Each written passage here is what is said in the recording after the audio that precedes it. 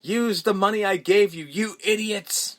And that's where I'm confused, because shouldn't they have money from their movie? So they go to said beer store with their mouse in bottle, going the $24 store, and then it comes out of that sweet, yeah. Which I don't even know if they do anymore. I haven't been into a beer store in a while. No, they do. They still do. Yeah, because I know most beer stores you can just go and pick stuff off the shelf. That's not nearly as fun. Yeah.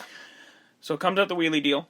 I do believe there'll be no charge on this beer, eh? Because, you see, we got this mouse in a bottle. Yeah. Our friend, he tried to drink it, and he puked. And he's a cop. Yeah.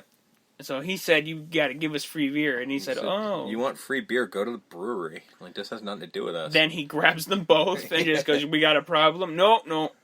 And then they get laughed at by all the drunks. And I'll tell you right now, again, frequenting the beer store as much as I did as a child. Yes. Yeah. The extras they got, yes, I don't believe were extras. No. I think those were just regular patrons of that beer store. Yeah, because those were guys. Those look like beer store guys. Those were just guys who walked into this place called the beer store. Oh, they got beer in there, eh? Let's go. Yeah. Those are the guys that go every day. Yeah, they are. Regulars, if you will. So they go to Elsinore, the brewery. Now, this is a matte painting that they drive into. Which is genius. You know, it's Elsinore. It's the Royal Canadian Institute for the Mentally Insane. Yeah. And just like a power plant. Yep. Looking very ominous. Yeah. Dun, dun, dun, the whole thing. I think like thunder was cracking off the top of the castle. And again, it's a painting. Yeah. It's genius. So, sorry, not the power plant, though. There was the house that their house. Yeah. There was the brewery. Yeah. And then there's the RCIMI. Yeah. So they drive in. They see a car stuck in the gate. Yeah. This turns out to be Pam Elsinore, heiress to the Elsinore beer fortune. And she's stuck. And there's sparks going off and all craziness. So they're like, we got to ram her, eh? And we're going to sue. And they stop. Like, are you going to just get me out of here? Okay. They get in. They push her out. Hey, thanks. Then they drive in. We meet the bad guys for this film. We get Claude, Uncle Claude. Yes. Brewmeister Smith. BM Smith. BM Smith. And which Ted. I think is his name. Yeah. So. And his assistant, Ted. Yes. And they're doing ominous things in, like, this control room. Yeah. I think... I don't think the crazies show up yet, right? Not we yet. just see that they got a map and they got ominous plans, right? I think those are lawyers. Yeah. Two other guys. She came with two other guys. Those are lawyers, yes. In the toques and parkas, those are her lawyers. Clearly. They go up to the receptionist. We have a meeting with Mr. Elsinore. He died. Oh. Well, we have a meeting with the guy who replaced him. What's his name again? Yeah. He's like, well, how long was the meeting? When did he die? What? I mean... And then they bribe her with a donut. 2 donuts. We'll get to the second one in a minute. They bribe her with a donut, and she's like, well, he died, and then he left it all to her, and then she stops. And she's like motioning like another one, and he goes, go on. She's like, it's my last one. Okay, and then he hands it to her and goes, it's a jelly. These were all pocket donuts, by the way. They were pocket donuts. There was no powder left on that jelly. No, because it was in his pocket. Yeah. But she takes it. She doesn't take it and eat it. She puts it in a drawer, which I'm assuming is full of snack food. Or donuts. Canada, apparently all we do is eat donuts. Yeah, that's how we bribe people, with donuts. Which, you could bribe me with a donut. Couldn't bribe me. I'm not a big donut guy. Then I think this is where they run into Rosie, or I think she just sends them into the brewery. Like, go ahead. She just says go. And they start wandering. Yeah, and that's when they stop. They start like play fighting in the hallway because reasons, and that's when Rosie pops in, dressed as a maintenance guy, but I don't think he's a maintenance guy. Well, he works in the plant. Does he? Yeah. Because I always assumed he was a patient. He's both. That makes no sense. But neither does the rest of this movie. So he takes them into a meeting that's already in progress with Claude and Pam and Henry, who works there as well. And I guess it's her father, another father figure of hers. And her uncle. Her uncle. Uncle Claude, and then Henry's the older man who I guess worked with her father. And a lawyer who we'll see later. Exactly. And we also, that guy's genius, but we also established that Rosie used to play hockey. Yeah. Oh, it's John LaRose. Yeah. Everyone calls him Rosie. Take off, eh? He was a rookie. He was beauty, eh? He played for the Canadians, and then he had a mental breakdown, and he quit. Take off, eh? That's not him. Foreshadowing. It is foreshadowing. So he brings him into the meeting, and they do the whole, we found a mouse in the bottle, eh? And they take him seriously. Yeah. And the clock goes, how could this have happened? And then Henry's like, well, when we had men on the bottom. It used to happen when we had men on the line. So, they get jobs. Yeah, this whole scene is just because immediately they get jobs. They get hats and helmets. Well, it's because I mean, in all fairness, it does work because Pam is basically like, well, let's get some men on the lines. Who else is she going to hire other than the two guys who saved her life? He tries to buy her out, $5 million check, and she's no, I'm in charge. Yeah. Let's get some men on the line, and then they get jobs. And then Henry just goes into this spiel of modern technology ruining. Automation is ruining the beer making industry and just people in general, because there used to be people, now it's just robots. And now you just stand here and watch the beer. Look out for mice. What do? You help him. Yeah. I'm the boss. Okay, got this. Eh? And then it's literally a minute straight of just Bob and Doug staring at bottles, rapidly going past them. And then they grab two. Bob grabs two, and he's like, "You got an opener? Yeah, I stole this, eh?" And it's a double. So you can open two beers at once. It's like, yeah, beauty, eh? And they're like, cheers to our new jobs. And they're sitting, to their credit, as they're drinking, they're still doing the job. So, not the worst guys to hire. They are drinking on the job, but they're doing the job. We get Ted and Smith. This is where the crazies come in. Because they have this, they rigged up this keyboard that would play music. Yeah. And whatever they play, the inmates who are playing hockey. Yeah. In the so the inmates from the RCIMI run, and they get changed into these hockey pads that look like armor. Yeah, like they look like armor. Stormtroopers and Darth Vader, which gets referenced in a minute, but that's the only way to describe them. It's weird. And it's kind of cool because even the players have goalie masks on. And I'm watching this movie going what would hockey be like if this was the actual hockey gear that people have to wear? Very faceless and weird. It'd just be weird, right? Yeah, it'd be really weird. It'd be like watching robots play hockey. So they fight each other and whatever. This is part of the nefarious plan. And they sort of point out that we've made them do this kind of thing. Yeah, because of the beer. Because right before they get in their gear, they each grab a beer. They grab it's so quick. It's one of those dispensers, boom, shot. Yeah. Boom, they take a shot of beer. And Rosie says later on, they make us drink the beer. Yeah. So he's an inmate. Yeah. As well as an employee. There. I always assumed he was an inmate who kind of wandered off and started putting on the outfit. But at the same time, I'm not sure that he is allowed because he leaves of his free will eventually, a couple times. So I'm not quite sure if he's a patient or what. Never established. Yeah.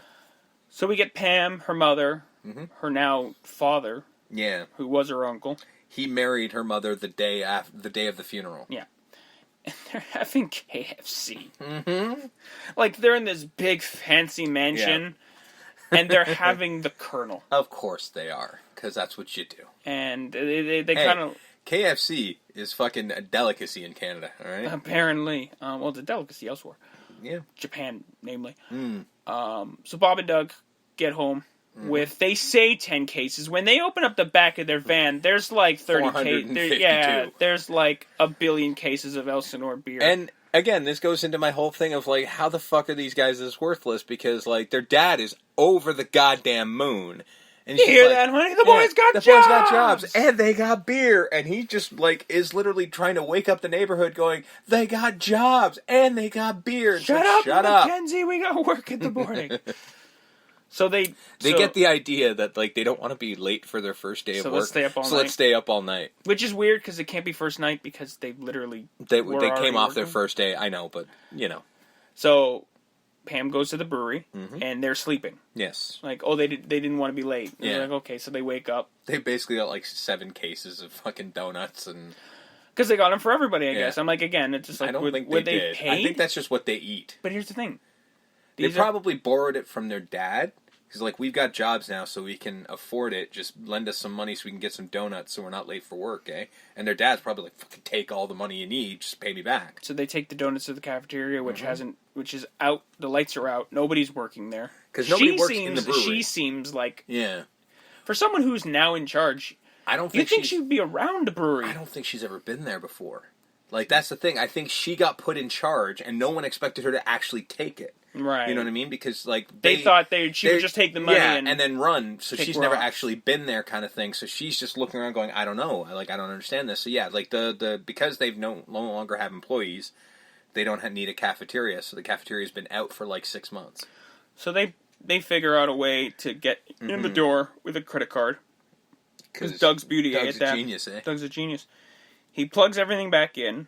There's arcades and there's snack machines. There's Galactic Border Patrol arcade game, which is the best. I want to play this game. Bob's really excited about the chocolate milk, which he drinks. Yep. And then as he's drinking it, Doug's like, "This is like 4 months old, eh?" Hey, Hoser, this is like 4 months old. He then Ralphs off screen. We cut back to him and he's lying there. Pam is like dabbing him down he's like, sorry I Ralphed on your sweater. And I'll pay you back. Meanwhile, Doug's fucking going to town on Galactic Border Patrol. It's like, if I didn't have puke breath, I'd kiss you. And she takes it in a sweet way, but there's a little bit of a look of panic of like, what the fuck am I supposed to do with that information? Okay. Because they're like playful idiots, right? Mm-hmm. So he's like, beauty play, eh? It's like, I've never seen that game before. I don't know why my name's on here. And then her father's name appears, and then we start to see some, like, weird video footage, video footage later. But then the cord gets too hot. Right. Like, it glows, like, bright. There was slight video footage. There's images of him, the father, just sort of looking. And then that's when, they unplug it. The plug goes hot, so he kicks it off, and he's like, wow, that's strange, eh? And that's pretty much it. So this is where Brewmeister Smith wants to meet Pam. Mm-hmm.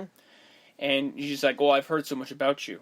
Yes. And then he's like, well, I'm just an employee. I'm just an employee. I'm just a brewmeister. And he's literally sitting there like with like beakers and shit testing out for beer. And I'm like, I don't think you have to go through that much effort for beer. And but she's like, cool. Yeah, why is every inch of this brewery with cameras? The brewing game is very competitive. The brewing industry is very competitive. We don't want people stealing our formula. Yes. Like, jeez. Okay. Okay, sure, buddy. And she fires him.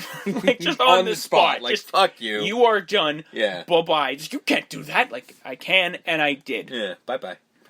So, he basically goes to Claude and goes, well, I guess we're going to have to do to her what we did to your brother. Yeah. Like, I can't do that. I can't kill anyone. It's like, you were fine killing him before. Yeah, you were fine killing your brother. What's your niece gonna... It's like, you already killed him. I just finished the job. You killed him first. But then this is where we get one of the first Max von Sydow weird-ass fucking moments, because he just grabs his head, and he just goes, I will crush your head, but I won't, because I need you. I'm like, the fuck? What does that mean? I do like that he puts, like, the Von Erich Iron Claw on him. And it's so weird. And we forgot to mention, the first introduction we have of Max von Sydow is that big fucking map board they have. A door opens up in it, and he's taking a leak. Oh, yeah, it's like, well, he's behind the thing, they knock, and then you hear him flush, and then he's literally just taking a piss on the video board of, like, the places where he's going to take over in the world. It's so weird. It's a video board of a map of the world with little dots, and he's like, do you want me to light it up? Yes, light it up. And then it just lights up where all the places where he's going to take the tainted beer and mind control the world. They're never really... I mean, mind control, yes. No, he does say at one point in time, he's like, the idea is... to get people addicted. To get addicted to the beer so that he can control them. Which is like, sir... over here, I have a question. Beer's already an addictive substance, sir. Like, I'm sure you already have plenty of people addicted to your beer. But it's strictly that beer. Yeah, I guess. Fair enough. They all would be drinking Elsinore beer. And just like, I don't think you want the people who drink your beer to be mind controlled, because what are those guys going to do for you? Those guys aren't taking over the world. I mean, they're going to be bunch of old drunk dudes. They're going to be really good at dancing for quarters in the alley. Yeah. And I mean, you've always got entertainment, so I think plan successful. So Bob and Doug now are just roped into playing hockey with Rosie. They never quite explain why. They just sort of go.